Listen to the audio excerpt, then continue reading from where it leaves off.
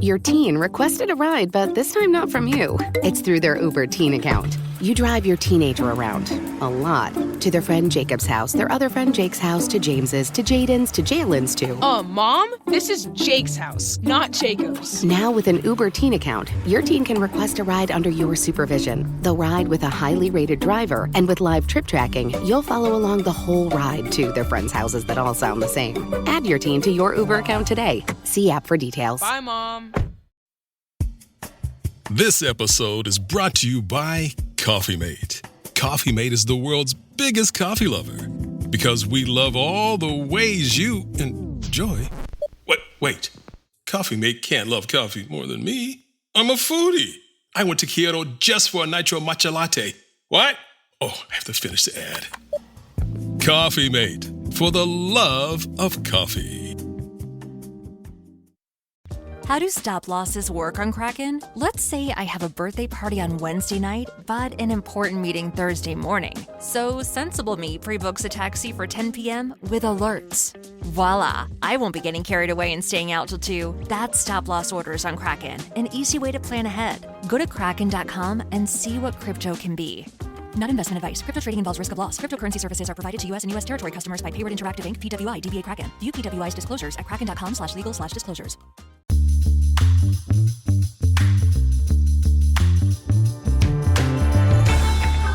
Hey everyone, welcome to this edition of Keep Watch Pass on the It's Not That Bad podcast channel, a proud member of the Pantheon Podcast Network. Before we get started, I want to welcome back to the microphone my lovely wife, Carrie. Carrie, welcome back. How are you doing? I am great, and I'm happy to finally say that. Finally. Yeah. It's been way too long. So for dear listeners who were wondering where the better guest of the two of us was. Oh. Right. Well, let's be honest. People tune in for you more than they tune in for me. In truth, I'm paying him to say these nice things. Yeah, I'm just trying to cash in here.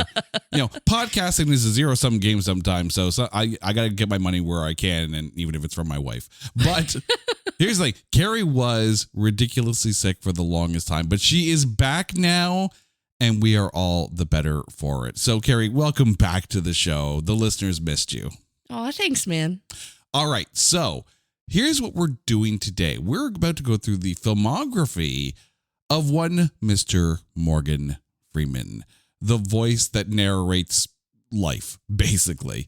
And we're going to pick 3 movies each: a keep, a watch, and a pass. The keep is one that we hold in absolute high regard. The watch is one that, I mean, it's Morgan Freeman. So of course, we're going to watch it. And the pass is one that, even if it's not Morgan Freeman's fault, we're still going to pass on the film. So, Carrie, starting with you, first of all, Morgan Freeman, an absolute gem of an actor. Oh my God, can I just say that this was a monumental task or momentous task? Because he has like over 150 movies. Like, how do you narrow it down and only pick, well, arguably pick 2 favorites? And one that's the hard thing too, is like picking one where it's like, yeah, it's got Morgan Freeman, so normally I'm in, but maybe not this time. I mean, I personally tried to stay away from films where he was just a narrator. I tried to pick films where he was actually in it, so that didn't, exclude a movie like March of the Penguins for me. It actually, eliminated that from the list. But no, I had to have him in it. We had to see Mr. Morgan Freeman. Yeah, but do you really have to see him? Because his voice is just so iconic. Oh, I mean, there's a meme going around right now, and it's a picture of Morgan Freeman, and beside it says, "It doesn't matter what's written beside the picture. No matter what happens, you're going to hear this in Morgan Freeman's voice." And as I'm reading that and I look at the picture, I'm like, yeah, I can hear the narration of Morgan Freeman as I'm reading what I'm seeing. And yeah, it's true. Morgan Freeman he's up there with like James Earl Jones as the narrator of life, and Keith David, because I'm a massive fan of Keith David's voiceover work. Well, exactly. I've often said like life needs a soundtrack, but it would definitely be narrated by Morgan Freeman. Or Keith David. And I say that because I'm a massive fan of the documentary Comic Book Superheroes Unmasked. I watched it so much that my wife actually has the first 4 lines memorized, and then she falls asleep immediately after Superman, Batman, Spider-Man, the Hulk, and then carries out. I didn't say she had the order right. I just said she had the heroes memorized. Yeah. But no, we're talking about Morgan Freeman. We're not gushing over Keith David today. We're talking about Morgan Freeman. So, Carrie, when it comes to his filmography, what is your keep film? Without a doubt. And it's funny because this movie was on randomly a few days ago, if not weeks by now. But his role as Azim in Robin Hood, Prince of Thieves. My God, do I love this movie. I love this movie. I think I watched it so much on VHS that the tape started to wear. Like, I love this movie.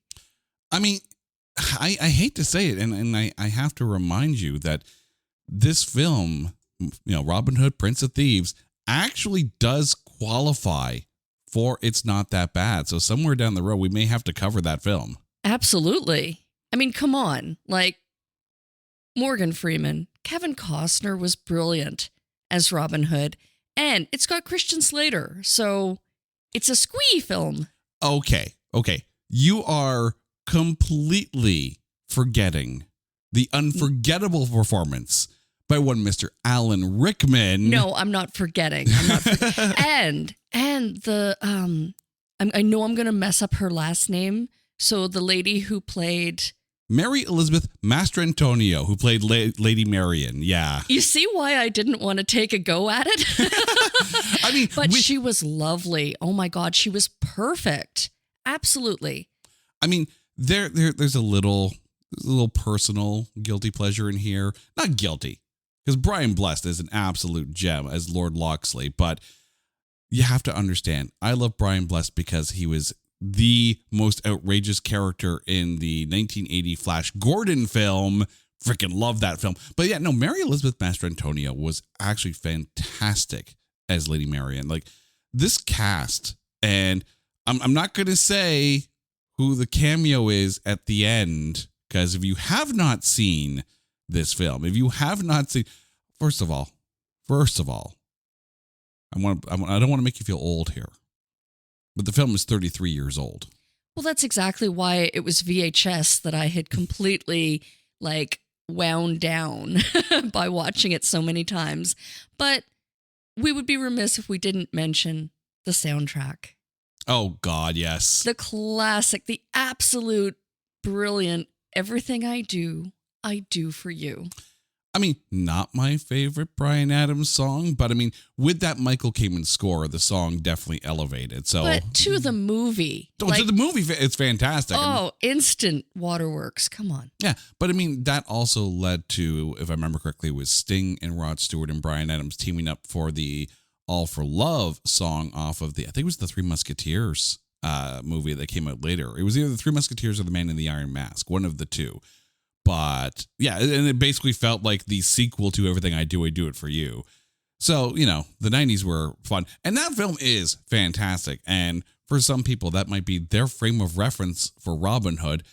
Did it get skewered a little bit from Robin Hood Men in Tights? Yes, it did. Because, of course, Carrie Elways can speak in a proper British accent.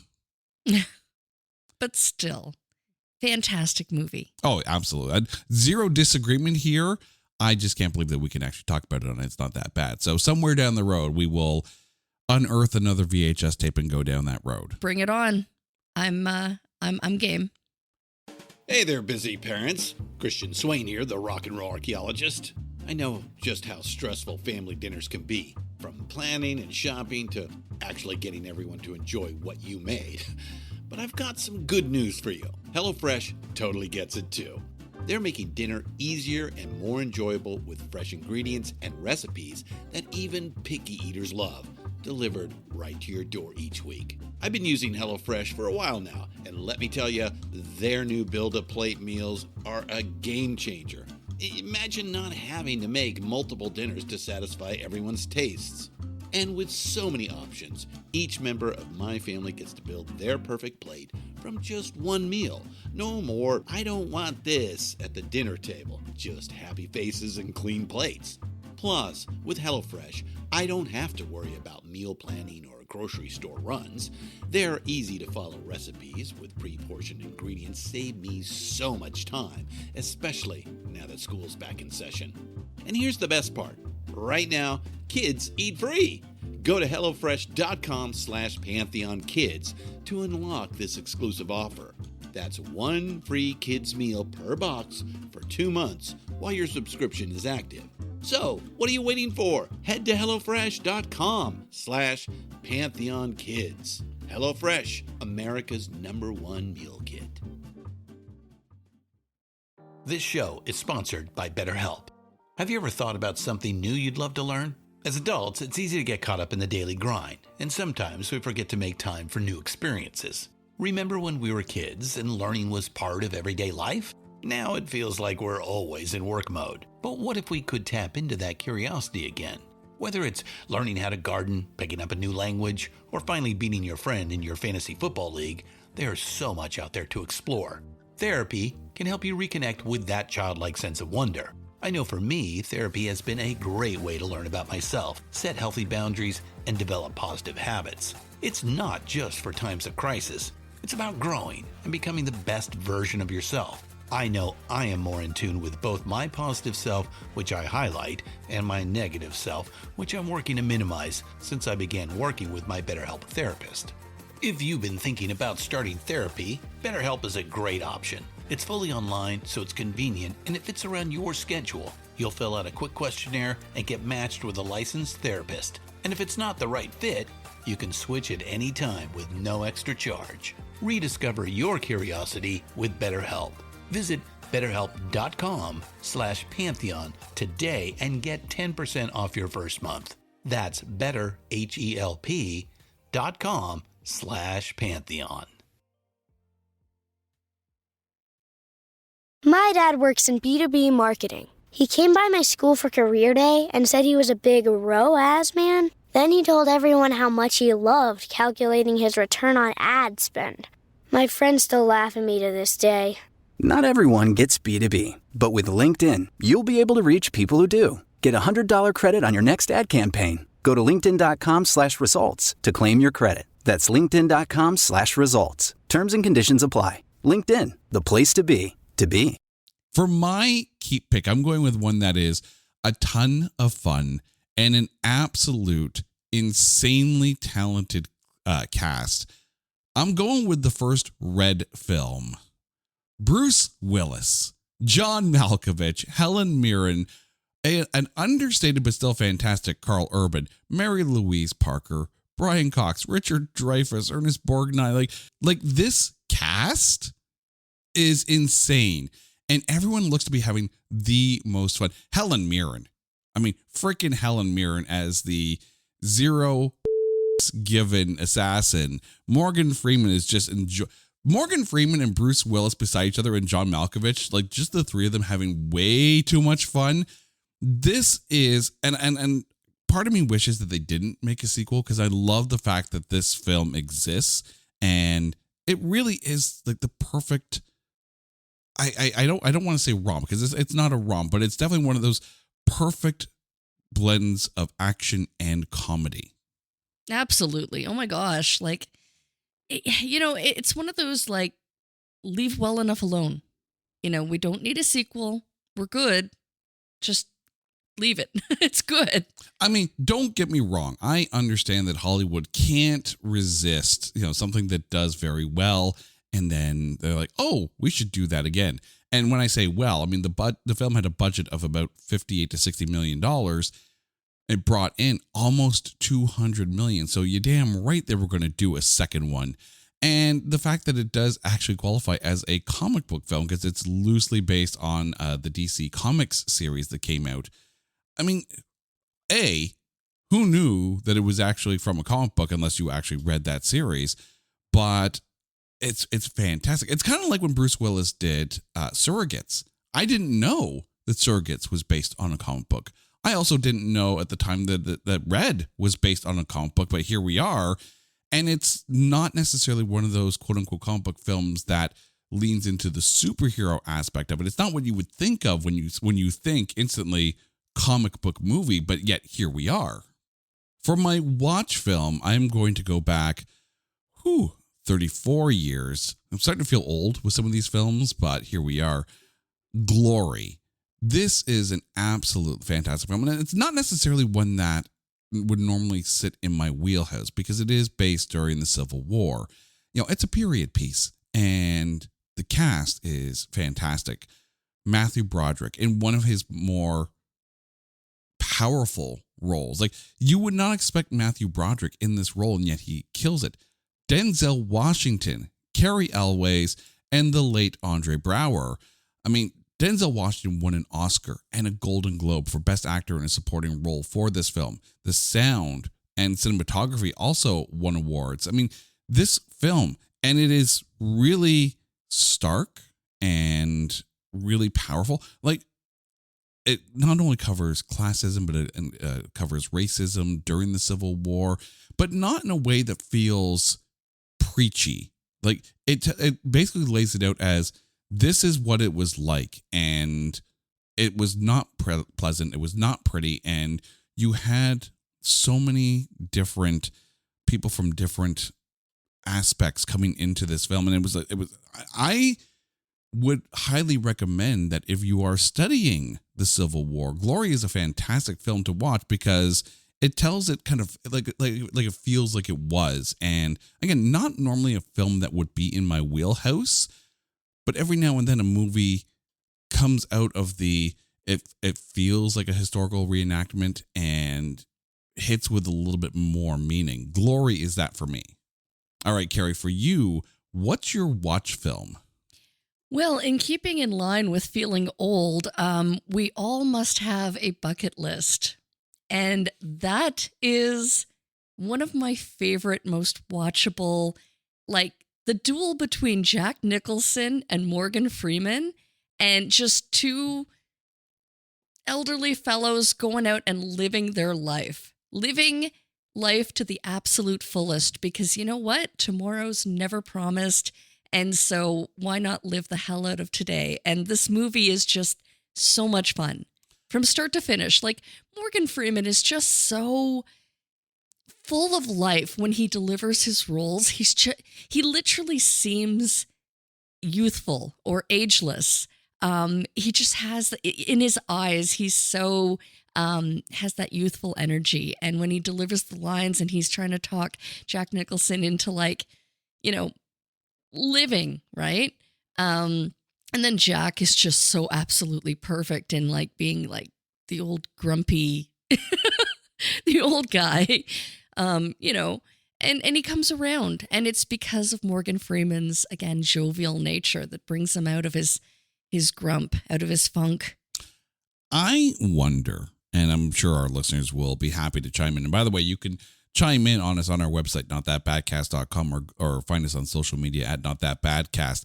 I want to know if when this movie came out, how many people actually put together a bucket list and started to not necessarily go to the extents that Jack Nicholson and Morgan Freeman went to in this film, but really started to think about what would be on the bucket list. And I love the fact that if that's what happened, if people started to really sit down and think, you know what, I don't want to wait till I'm, of a certain vintage to start going after these things. Because I tell you right now, if I were to put a bucket list together, my knees would sit there going, you're going to have to remember how old you are at this point, because it might be the painful reminder. Exactly. On my bucket list would be get a new set of knees. That's pretty much what it would be.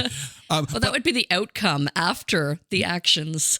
Pretty much. If you have a bucket list, start going at it before you retire and before you start to go get a little snow on the roof, if you know what I'm talking about. But yeah, no, I'm curious. Like, did you start to put together a bucket list after this film came out? Well, as you know, I'm always a planner, so I have always had, like, a 5-year projected plan, like from the time I was in high school. So I'm living my dream right now. But I've got plans. I've got a checklist. Yeah. Yeah. If you want to know how much of a planner my lovely wife Carrie is, Santiago, you have to watch Brooklyn Nine-Nine and understand that she is the Santiago of this relationship, which makes me Jake Peralta. I don't know if that's a good thing or a bad thing. We'll have to see. All right. So now we've got our keep and our watch films out of the way. What is your pass Morgan Freeman film? You know what's interesting? This was a tough one. It was really tough because there's really not an unwatchable or a Morgan Freeman movie that I wouldn't watch. So to say that I'm going to pass on it is, it's a bit incorrect. But I think of all of his movies, his filmography, if you will, I'm going to go with Driving Miss Daisy. And I think because at the time that it came out, it made a very strong social statement. And I think where we were, and again, over, 30, 40 years ago when that movie came out? Like when, it was a while. Yeah. I don't know exactly the date that it came out, but I think where we are today, we've come so far that to go back and watch the movie, it might be like a moot point because we've come so far. So I think just because of the message and the social statement and the social times, I think here we are, and I'm passing on Driving Miss Daisy, even though, again, Morgan Freeman's delivery of his his character is just so likable, right? How can you not become his best friend? And that, I think, that's a line from the movie where Miss Daisy finally says, "You're my best friend," and it's like, oh, just take the box of Kleenex and put it next to me while I'm watching the movie. And yeah, that's my pass. What's yours? I don't think I'm the only one who thinks this, but anytime I see movies that are nominated for Oscars, I often sit there and go, okay, I get it. It's a film that's kind of made for the people who nominate films. I've lost track of the number of times I've taken a look at the movies that are up for Best Picture and I go, okay, but I find it boring and I don't care. I just don't care. There are some films that are nominated where I'm just like, yes, absolutely, it is a work of fantastic cinematography and score and acting and story and the whole works. But there are some times where I sit there and go, wow, someone actually liked that film? And I get it. To the same token as we sometimes take a look at the films that are nominated for the Razzies Worst Picture of the Film, and I sit there and go, okay, but did you really watch the film? This past year was actually a perfect example of that. Shazam! Fury of the Gods. I don't understand why that film was nominated for Worst Film of the Year. There were way worse films out there, but it's all about who votes and not necessarily about the film itself. So I'm just going to say, just because it's Oscar nominated doesn't mean that I'm going to like it. To the same token, you've met me, you like me, you love me, you know me.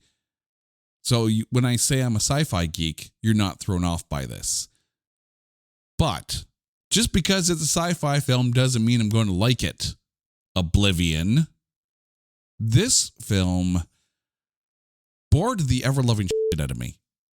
And I mean, I love sci-fi films. I also love post-apocalyptic films. I'm a bit of a downer, I guess, sometimes, but I tried watching this film, and maybe it's because Tom Cruise doesn't exactly put in the most lively of performances in this. I mean, it's not a bad cast and it's not a bad plot, but I mean, just I found myself really, really bored with this, and which is surprising because it kind of feels like the same film that I would be up for and really into, but I'm not. And the funny thing is, over on Rotten Tomatoes, it has a 54% tomatometer. So this one qualifies, but at 54%, I'm not going to lie, I would be hard pressed to find anything in this film that would justify me thinking it's better than that rating. And I'm sorry if you dear listeners like Oblivion, but it didn't move the dial for me. It didn't, turn it to 11, which is one more than 10. All right, Carrie, please remind our listeners what your keep, watch, and pass films are for movies starring the one and only Morgan Freeman. I am keeping Robin Hood, Prince of Thieves. I'm watching The Bucket List, and I am passing, sadly, on Driving Miss Daisy. All right, and for me, I am keeping Red, I am watching Glory, and I am passing on Oblivion. Carrie, it is so good to have you back on the show. And listeners, I know you guys missed her, so don't worry. She's back, and she's in full force and feeling much, much better. So, Carrie, thank you. Aw, thanks. All right, and dear listeners, you guys know the drill. If there is a topic that you want us to cover on Keep Watch Pass or a movie that you want us to cover on It's Not That Bad, hit us up on social media at Not That Badcast or go to our website at notthatbadcast.com. And while you're there, make sure you check out our music shows, There Can Only Be One and Spin Shuffle Skip. Until next time, she's Carrie, I'm Jay. You guys are awesome. This is Keep Watch Pass on the It's Not That Bad podcast channel, a proud member of the Pantheon Podcast Network. Take care.